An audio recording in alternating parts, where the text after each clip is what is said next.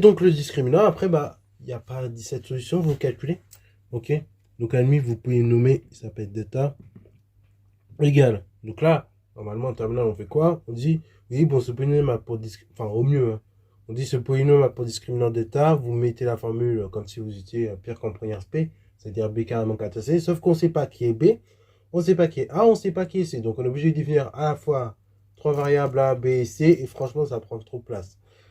Donc eux se prend la tête avec des variables qui bah, sont compliquées à définir quand même, et bah on dit qu'il a pour discriminant la chose suivante, donc moins 9 au carré, moins 4 fois la valeur de A, c'est-à-dire 2 fois la valeur 8. Et donc on calcule ça. 9 au carré c'est 81. 8 fois 4 ça nous donne un truc. 8 fois 4 ça donne 32 fois 2, 64. Et donc on trouve 17 qui est positif. Donc il a pour discriminant 17 qui est positif. Et donc dont les racines sont. Et là bah, vous embêtez pas. Donc je veux pas qu'en première ça prenne une page. Donc vous mettez son quoi? Et bah elles sont d'une part R1 égale.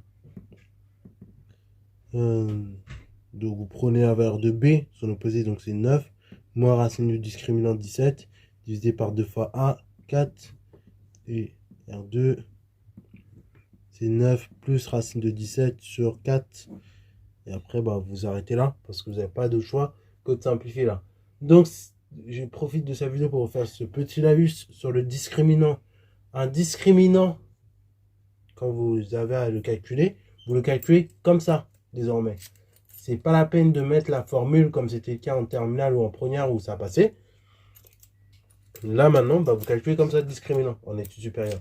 Parce que bah, ça passe mieux et en termes de rédaction, c'est mieux. Voilà.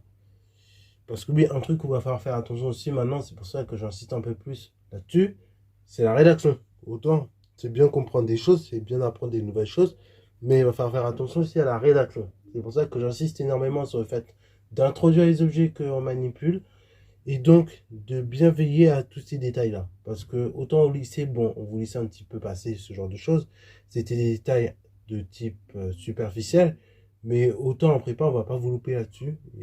Et si vous faites des études de sciences de manière générale, on ne vous le fera pas sur ces petits détails-là. Donc il faut faire gaffe. Enfin, en particulier même des études de maths, en fait. Bah, vous n'avez pas.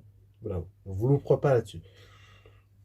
Une fois qu'on a nos deux racines R1 et R2, et bah, on peut en déduire rapidement l'ensemble des solutions de E. Donc l'ensemble des solutions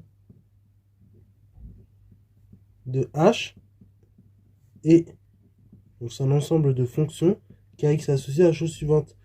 Donc c'est lambda première exponentielle première racine.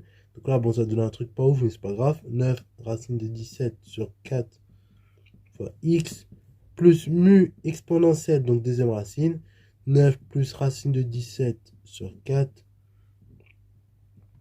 x. Et ça, c'est vrai dès lors où lambda et mu parcours R1. Voilà.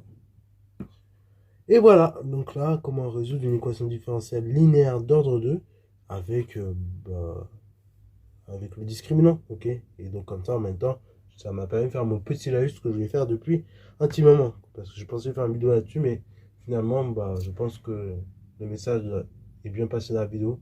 Et puis si ça me reprend encore dans mes esprits un jour la nuit, bah, peut-être que je vous referai une vidéo là-dessus, ok? Sur le discriminant, les phrases, tout ça. Quoique bientôt, enfin un jour, si j'ai la foi et la motivation, peut-être je vous ferai une vidéo sur la façon de rédiger. Mais je verrai. Bon, il y a plein de trucs comme ça qui se passent dans ma tête, mais c'est qu'en cours de projet, c'est que des idées qui passent à droite à gauche et parcelles, c'est pas bien défini, donc on verra bien ce qui se fait vraiment. Sur ce, c'est la fin de la vidéo. J'espère qu'elle t'a plu. Si c'est le cas, n'hésite surtout pas à la liker, commenter et bon, c'est à toi en mathématiques et en sciences.